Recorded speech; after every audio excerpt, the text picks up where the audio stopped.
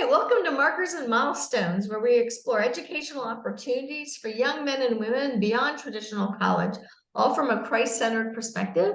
I'm Lee Bortons, and I'm here with my co-host, Amanda Kleist. Today is August 30th, 2023, and we're joined by Greg Rehmke of Economic Thinking. Greg, thanks for joining us. Thank you for inviting me. So, our show's called Markers and Milestones for a reason. We're trying to help people know there's all kinds of other things you can do besides go to college while your child's transitioning from home to adulthood. And you have such an international exposure to what young people are up to that I thought it'd be really interesting to ask you some questions so that maybe parents would think of different ways to direct their children. And maybe the young folks who watch this will go, well, that's an interesting thing to do. So... Yeah, well, as you know, I've been involved with high school and homeschool debate for a long time. And so I'm dealing with people that act like legislators passing various reforms, even though they're only 14, 15, 16 years old. So it's a mixed world. Debaters go off to college and they sort of think that debate was a game and now they're going into the real world. And I say, no. High school debate was real. Now you're going into a game, which is college. So there are opportunities, I think, in public policy research.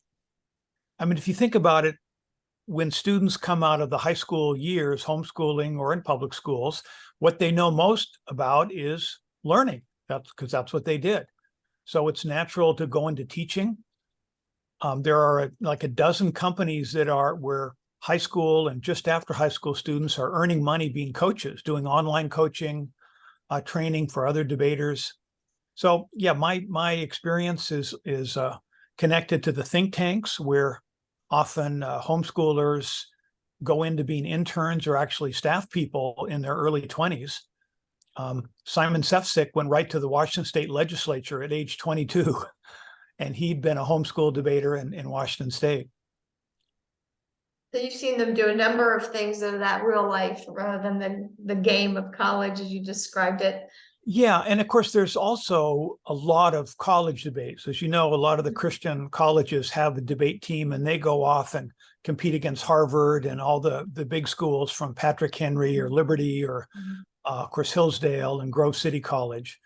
And that gives them an engagement with the top secular universities, but also in this world of ideas, where they're reviewing public policy ideas and dealing with the secular world directly. So there's opportunities there as well. I work with a group called American Logos, and they work with Christian homeschoolers mostly and prepare them to compete in World Schools debate, which is 3-on-3 parliamentary debate that's popular around the world. And so for 10 years, we've sent students to Europe, to Romania, Slovakia, Slovenia, Germany. Those debates are in English. They're for high school age students. So this would be sort of a gap year program before students are enrolled full-time in college. They can compete on the American Logos team and, travel Europe, as they say. Well, that was a really great introduction to what you know. So let's do this a little more orderly. Why don't you first introduce yourself to the audience? Just tell them who you are and how you got involved in this and what you do for a living. So I was hired years and years ago to direct a program for public school speech and debate students. The idea was that a lot of very bright, capable young people identified themselves by either being in student government or high school debate. So we thought if we want to reach future leaders, let's reach high school debaters now and talk about, market ideas, economic freedom reforms. Hillary Clinton was a high school debater and an avid Goldwater supporter before her debate coach got a hold of her and, pushed her into the New Deal, let's say, or the Great Society. Elizabeth Warren was a high school debater. So anyway, I was hired to run this program for high school debaters. Later, I went to work for the Foundation for Economic Education in Irvington, New York, and they'd been working with high school debaters since the 50s. And that's when homeschooling turned up. All of a sudden, we had a lot of homeschool students come to our summer seminars, And then I found out about homeschool debate, and we started doing additional programs for homeschool speech and debate. So that's sort of my background. I was introduced to Christian homeschooling by my cousin, Frank, who he and his wife had 5 children and homeschooled them all. And originally he had to escape from Washington State and go to Missouri because homeschooling was legal there and not legal in Washington State. And I would visit him driving through Missouri from time to time. And I was so impressed with Frank and Joy and their children. And I'd fought with Frank my whole childhood. And I thought, gosh, if Christian homeschooling can be so wonderful for Frank and his family, it must be a miracle. So anyway, that was my exposure to Christian homeschooling, and then through programs at FEE too. So, so back us up again on these the think tanks like FEE, and I know you know a lot of them you're associated with, because I don't think whenever a child's in the high school years and the parents trying to help them to transition, that the parents' first thought is, oh, what kind of nonprofit think tanks offer programs for my children? Could you kind of explain that to us, enlighten us on how we can go about, and like who pays for them and what are expectations on the children and things like that? so there are a great many programs for high school age students. They're usually locally funded by the business community, their economic education or learning about free enterprise. And in North Carolina, there's the Pope Foundation, I think, funds various education programs. So usually economic education is local because the business community wants to have an impact with students in their area. The Foundation for Economic Education was set up in the 1940s after World War II, when, people came back from fighting World War II, fighting the fascists and communists, and they came back and right into the middle of the continued New Deal and expansion of socialism here. So they wanted to promote market ideas of Ludwig von Mises, Milton Friedman, Friedrich Hayek. And so they started with lots of outreach to high school students, college students, and the general public. And there may be a dozen similar freedom organizations like this founded in the 40s and 50s. So you And mentioned North Carolina. Oh, go ahead, Amanda. You mentioned North Carolina, and I know that you know Lee, and you know where she sits. I actually sit on the West Coast. And so I would love to hear what you know in the same vein, if you know anything about the West Coast, because it's an active conversation out here. Yeah, so if it was 30, 40 years ago, I'd recommend the Americanism Education Institute or Foundation that Walter Knott of Knott's Berry Farm founded. And so they would have a Milton and Rose Friedman essay contest every year that the Friedmans would actually judge the winners. And that went on through the 60s, 70s, and I met them in the 80s and 90s. And they shared with me their list of supporters, and the average age was like 85 then. So that's a while ago. But Chapman University has a very active program with economic education, and Mark Skousen is a professor at Chapman, and he was running a summer camp for high school students just a year ago. Who was Mark Skousen? Tell our audience. What's that? Who is Mark Skousen? Tell our audience. Yes. Mark and Joanne Skousen. Mark used to be the president of the Foundation for Economic Education. He hosts the Freedom Fest program each year that's alternates between, like it was this year in Memphis and next year in Las Vegas. And Lee, we talked there when it was in Rapid City, North Dakota, South Dakota. Yikes. South Dakota. Yeah. So I wasn't homeschooled, so I didn't learn my state capitals.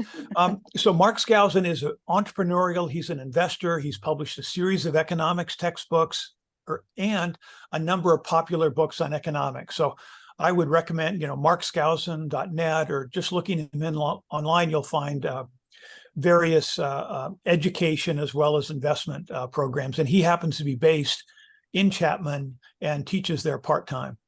And that's California? Yeah, Chapman is in California. Yep. Yes. And each year I am at Concordia Irvine for the debate tournaments they have each year. And then the Helmsman Institute has summer debate camps, and that's run by some former homeschool debaters David and Denise Vasquez, who started that when they were in college debate.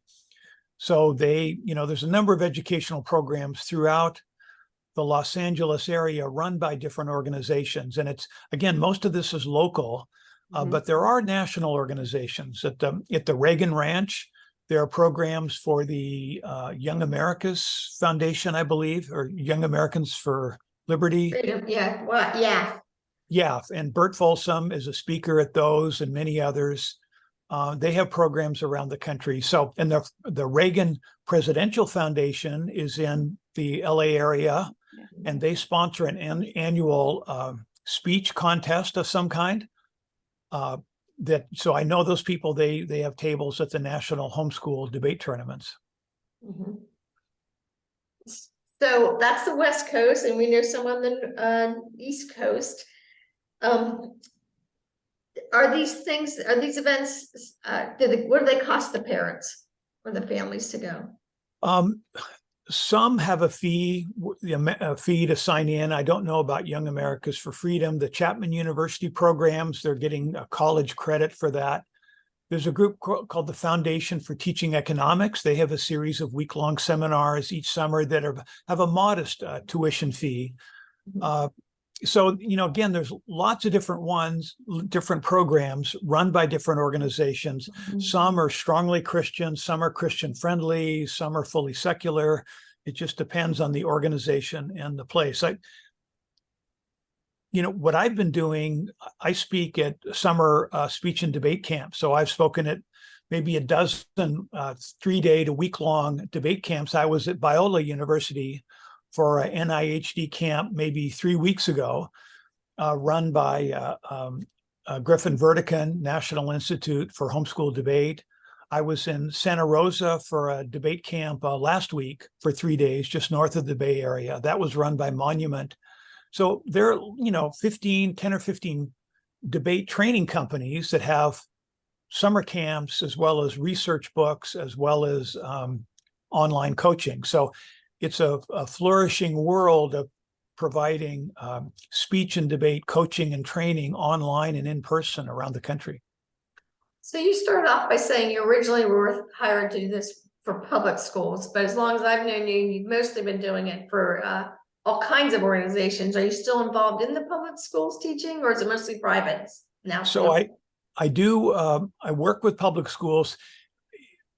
High school debate has shifted dramatically in the public school world. The number of policy debate clubs is down, I think 60, 70, 80%, for various reasons having to do with the strategies they use in public school debate. But I'm active. I'll be next week in Texas, in Midland, University of Texas, Permian Basin, for the University Interscholastic League. And that's a league of some 1,500 high schools across Texas that do speech and debate, as well as mathematics and all sorts of other exercises. So that's managed by UIL, and they also manage football and basketball and the other sports in Texas. So I work with them. I'll do 4 programs in Texas at different universities, and that each of those brings students from dozens of high schools to the campus, and I'm one of many speakers at that. So one of the reasons I asked that was a lot of parents are nervous about homeschooling through high school. So you see thousands of homeschooled kids that are at the top of their game debating, and you see thousands of public school kids that are top of their game debating. Are you finding homeschoolers are left behind? Well, homeschoolers leave me behind. I'm nervous about my workshops late in the debate season because the students know more than I do about some of the debate topics. No, homeschoolers seem to do fine. Now, remember, I'm dealing with the speech and debate students, so I'm not seeing everybody. But I do go to debate tournaments, and I find there's students of all ages there. The kids are playing, and people are running around like crazy. It's sort of chaotic, but it's just so much fun.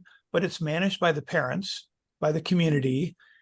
And I've had so many interesting experiences in Hawaii. I was staying with a homeschool family, and the mother explained to me that she was unable to teach her daughter mathematics. And okay, so she just had another parent teach the mathematics, and she was working for a lawyer online doing some sort of legal work. So I think what happens is, as you know, the challenge is often, it's like when you're training dogs, the problem is the owner, not the dog, right? So in homeschooling, it's a challenge with the parent who's sometimes have had a poor education. It takes them a while to get up to speed, but you've got this community and they're helping each other. And if the parent can't keep up with the son or daughter, then someone steps in. And at the programs we used to have at FEE, I would find so many high school age homeschool debaters explaining, John Locke or other sorts of issues to the younger debaters. And I would just be astonished at the level of self-support the older kids teach the younger students. Yeah. So something I did with Robert is, he was interested in going into engineering in college. And so his junior and his junior summers, we sent him to engineering schools that offered camps so he could actually see what it was really like to go to that school and not just have some contrived event or a visitor's day. So it sounds to me like if your child's interested in policy debate, government issues, whatever, that they may not really love debate and speech, but this is a good way to go find out either at no cost or low cost what it's really like before you spend all that money. Yeah, these debate camps, Biola or Concordia, other colleges host them because it brings the students on campus, and there's the local the college gets to talk about what life is like there and so forth. So it's an opportunity to try out debate. This one in Santa Rosa was hosted by a church. All the students were novices. So you had, 20, 25 students, but they got a chance to see what 3 or 4 days of debate was like before they, committed themselves for the whole season. So I think, the summer camp world, there's all sorts of events that go on hosted by Christian colleges. Each college I'm at for a debate camp, there's 19 other things going on at the college through the summer. And, they're offering this as services for the students, and also the students get used to the campus. Yeah, I still have a list of questions, but Amanda, what do you have for Greg? Well, Greg, I appreciate you sharing this. And one of my first impressions, just to share with the audience, is that you are a wealth of connections. But I'm going to ask you some questions to simplify it for a novice parent, because not all the people watching this are like, I'm in for debate. So Right. what are the skills that the camps you've been to or the FEE education help a parent or a student learn that they can talk about, not as thinking about as an argument, but what skills can I learn about?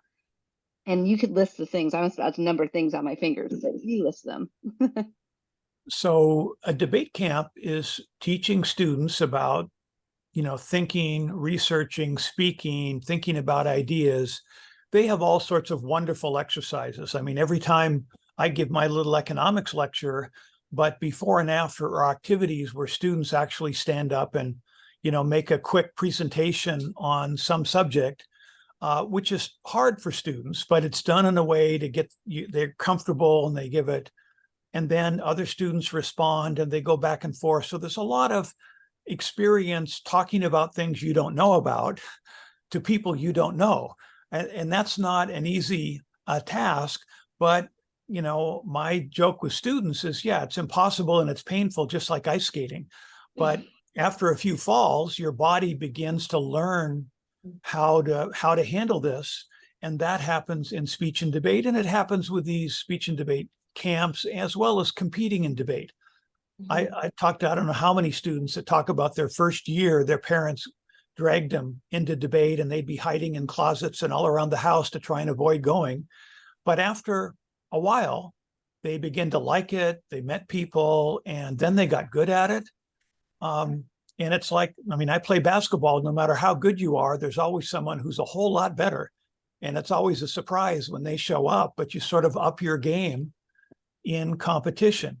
But that's not to say there aren't trade-offs. Students can you want a Christian leadership because students can begin to think after a while that, well, there's no truth, there's just arguments. I can argue for this or against it, and I can do well either way. So it helps very much to have guidance that there are truths. And it may be at age 15 and 16, young people haven't found them yet. And even their faith grows as they grow. right? You get a deeper understanding.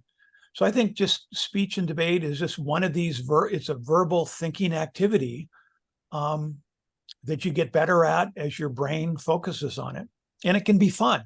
I mean, that's the other thing is I was astonished to see young people comfortably talking to each other, boys talking to girls. Like when I was in high school, it was everything I could do, to talk to a girl that I thought was attractive, but I wasn't at a debate tournament in a suit in an organized event. I was just, wandering around the halls in high school. So to me, it's wonderful. So let's jump into the other thing you referred to that I really wanted the parents to know about. Tell us more about the American Logos opportunity, and can you first even give us a URL so we can look up some details? Yes, American Logos has a Facebook page, and their URL is americanlogos.weebly.com. And it should show up in either of those. And please send me an email if I'm at economicthinking.org. And my email, I guess, will be on the notes here. They can email me as well. So American Logos is interesting. We actually have a video that I'll send you the link to of American Logos alumni talking about their experience, at different tournaments and sort of the challenges of being in a sort of a secular world. And I hold economics workshops sometimes at these tournaments, like in Ploiești, Romania in 2019. It's 3-on-3 parliamentary debate. So the students are taught about how that works. And if they have a debate experience in the US, they can learn about that in either STOA or NCFCA or with classical conversations. It's just part of the same, it's just strategies. But the way that works, they announce 3 of the motions ahead of the tournament, a couple weeks ahead, so the students can prepare. And the tournament goes from topic to topic over 2 or 3 days. And the students are clashing, in the Romania one, there's students from South Africa, from all over Europe, from the US.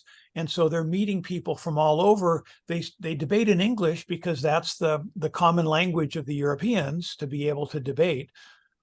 But the students show up. We had about 12 students come with their parents, some of their parents, and the coaches, and there's a place to stay that's inexpensive. And they compete in the tournament. They got to meet students from around the world who are curious.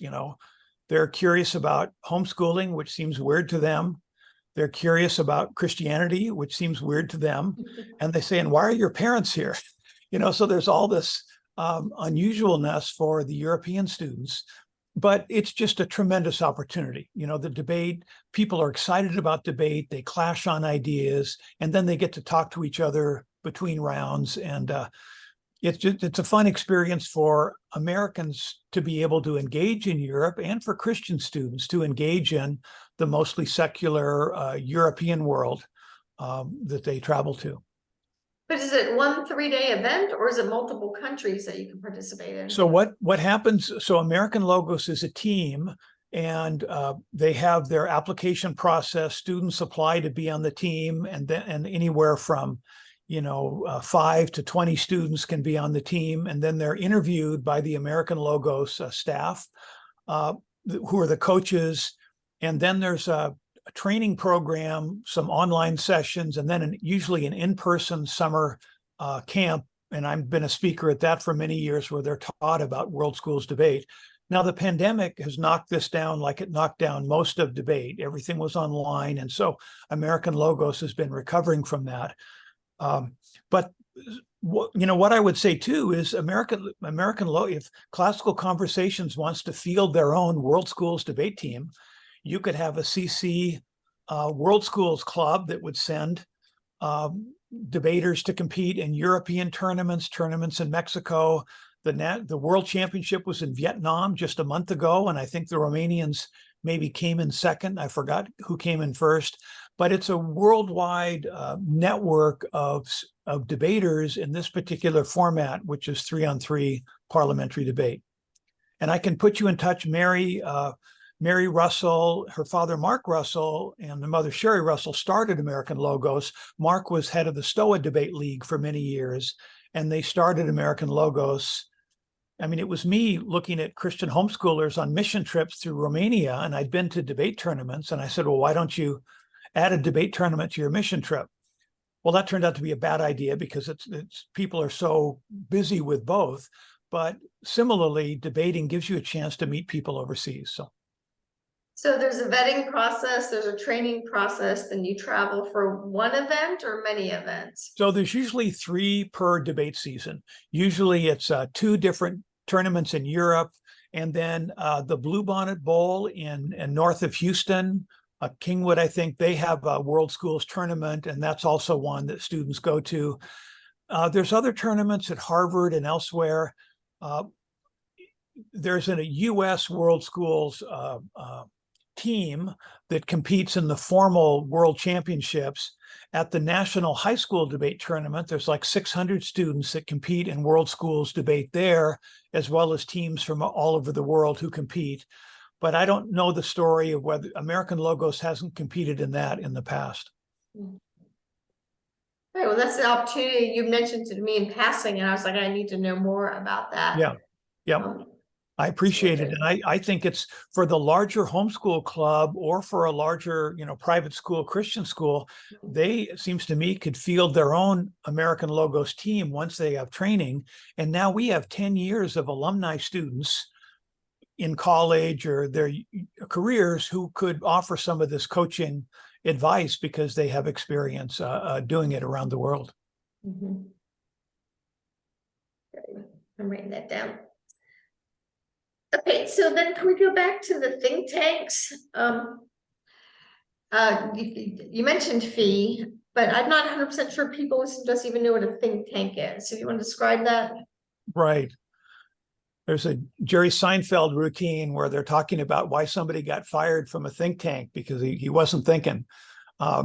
So public policy research organizations, in the beginning, there was the Brookings Institution, and then there was the American Enterprise Institute, and those were the 2 leading. And basically, when the Democrats got voted out of office, the senior people would go to work for Brookings and continue to do their policy work and wait to come back into power. When the Republicans got voted out, they went to the American Enterprise Institute. And so there was a sort of a rightish American Enterprise and leftish Brookings. And then came President Reagan, and he came with his own think tank, which was the Heritage Foundation. So the Heritage was more conservative and wasn't sort of mainstream AEI and Brookings.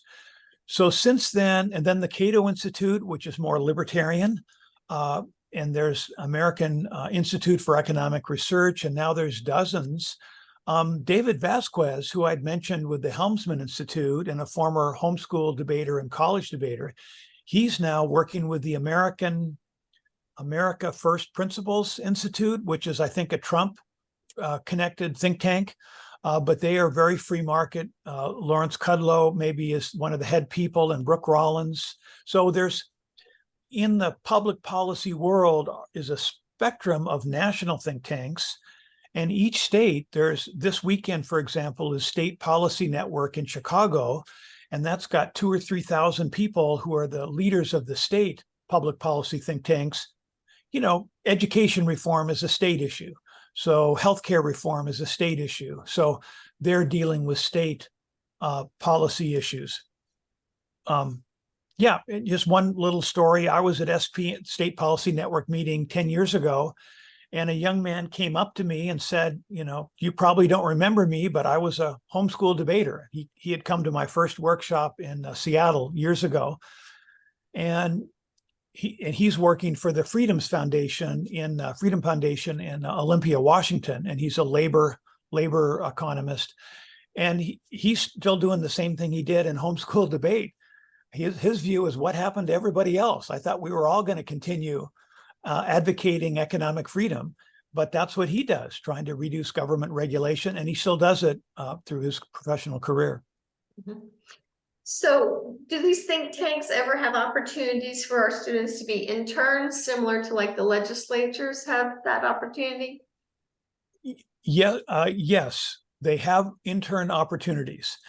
I have talked to a number of homeschool parents who were disappointed, though, with their son or daughter's internship Mm. because they already knew how to make photocopies and do filing. And the challenge is you have to identify your debate son or daughter as not a high school student.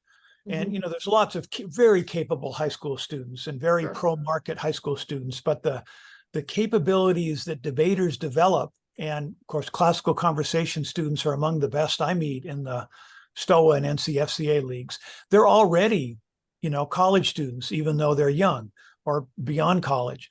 So what I recommend is for students to, for example, this year, the STOA League has energy policy reform, NCFCA has transportation policy reform. There are lots of think tanks actually researching these issues and paying for research. The students should promote themselves as a researcher and speaker and consultant. They don't have to say they're 15, right? On the internet, everyone knows you're 15. So I had the Cascade Policy Institute in Oregon. One of the homeschool debaters I'd worked with was a homeschool coach during her college years. She was an intern at Cascade Policy. And then I learned from the president that when he'd been invited to Kiwanis or Rotary Club to give a talk and he couldn't go, he sent the student, who was, again, a college student, because she'd been giving talks like this since she was 13, so she was good at it. So I've been making the case to the think tank world that these are very capable communicators, and the local Rotary Club would actually rather hear from them than they would from you, because I'm a middle-aged white guy and I'm okay, but someone who's 15, 16, who's enthusiastic can do as good or a better job. And so anyway, that's, I set up what I call the Transportation Policy Institute. And it's not an institute, it's just me, but I can advertise, look, I have 245 researchers in 35 states. Well, these are the NCFCA debate clubs. They all have students researching transportation policy. And any one of those students, a couple months in, could give talks on transportation, could, write a short post. So I'm trying to bring the real world of public policy think tanks to high school and homeschool debate. And so far I've failed, but I've been trying. We'll keep trying, because here's the problem. Our parents are like any other parents. They were raised in a public school system that told them, you need to have this checklist, and that's what an education is. And now they're homeschooling and they're trying to figure out, how do I not bring school home? But it's really hard to not bring home what I know. And so we have this markers and milestones to try to have these conversations to let them know that you can, whether it's policy debate or working for a legislator or some of the other people that we've had on, that you can help your child think differently, because they are being differently educated. But we run against this wall that parents think transcripts are required, or there's child labor laws or things like that. And it makes it so they don't even know that these public policy institutions exist, or that there's free market opportunities. And so you are describing a lot of really interesting markers and milestones a child can put on their CV or resume or transcript, right? People always ask about the transcript. They never say to me, what about my child's resume? What about their CV? So we're trying to broaden this idea. And so I appreciate that you want to do that too. So we can talk more about that. How would that work? So how can a parent get a hold of you and say, okay, Greg, take my kid, do it? Right. Anyone who wants to contact you or contact me and tell me where you are. These think tanks are in every state. There's all sorts of lobbying groups. I mean, there's 20, 30, 50 organizations in energy policy lobbying for, particular kinds of energy or particular kinds of reform. And these students are actually debating energy policy. So they should contact the organizations that are in the energy sphere and just write people used to write fee. They'd say, I'm a high school student and I'm researching national health care. And it turned out that was the national debate topic, and fee would send them research materials. I would encourage students in a debate club or classical conversations group to check around, find out which parents are in Rotary, Kiwanis, Lions Club, or another business club. which ones are involved in public policy ideas. In Denver, one of the parents works for an energy company, and he's very interested in energy, and so is his company. So he's coaching a debate club, and he's speaking on energy, and so there are energy associations. Everyone is impressed when a thoughtful, articulate high school age or middle school age student shows up, well-dressed and asking questions. You walk into any conservative organization, it's like the average age is 65. Any of your homeschool parents are younger, far younger than average. And so people are going to be very enthusiastic that they take time to show up to learn about current events and public policy issues. And, so there are plenty of opportunities. I think the key is that the students are doing active learning. You learn a lot from your term paper or your science project. And what makes debate different is you do all this research and present your case, and then the other team tells you why you're wrong, and the judge tells you why you're wrong. And so that's not what normally happens. And so it's a building real world experience. Mandy? I'm a fan of Ender's Game. One of the homeschool tournaments was called Ender's Tournament. And for people who don't know, that was a popular novel where the middle school, high school students are basically defending the planet against aliens and managing public policy issues through the internet, written in pre-internet days. It's a fun book, but it's inspiring, to high school age students, just like whatever happened to Penny Candy. You've got young people engaging in, monetary issues and telling a bunch of Rotary Club members that if they don't believe in the gold standard, they're crazy, so it's a empowering experience for young people. Anything, Amanda? Well, one, this has been delightful, and I know we'll want to chew over it. And we are looking forward to any of those links that you have that you can share with us that we can push out. That'd be lovely. I also saw mentioned, I think in a biography, that you wrote a piece that mentioned Ursula K. LeGuin as also an author that inspired you. And I forget the name of it because I'm familiar with Ursi and Tehanu, but I wasn't familiar with the book you said was your starting idea for this interest. So could you give us in 30 seconds how you first got captured to loving this? So I started by reading A Wizard of Earthsea, which is sort of Lord of the Rings like fantasy novels, and then Ursula K. Le Guin wrote a number of other science fiction, and her father was a famous anthropologist, so her stories were far more intricate. And then one day I picked up a book called Malafrina that I thought was just another great science fiction book, and I read through the book. It was set in Central Europe as people were remembering the French Revolution and hoping to overthrow the aristocratic order of Europe. Lots going on with young people leaving their village, going to the city to advocate for liberalism, classical liberalism, freedom. But I read the whole book just waiting for a door to open into the future or some sort of science fiction thing, and it never happened. It was just a historical novel, which was fabulous. It's been reissued as part of Orsinian Tales. So they somehow got rid of the Malafrina book title, and now it's Orsinian Tales, which is just that book and one other small one.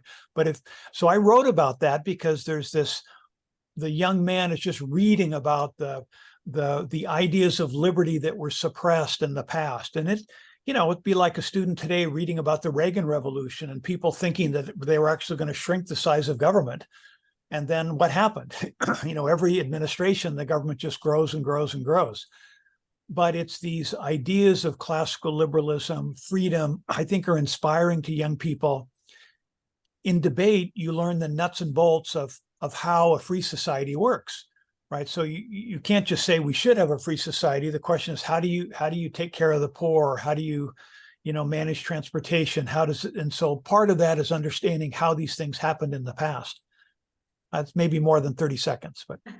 Yeah, but I loved your emphasis on the conversation with an author gave you the idea to explore this freedom to explore these ideas, and it set you on a road of asking great questions. And we've kind of seen where you've gotten to, but I love hearing that was a starting point.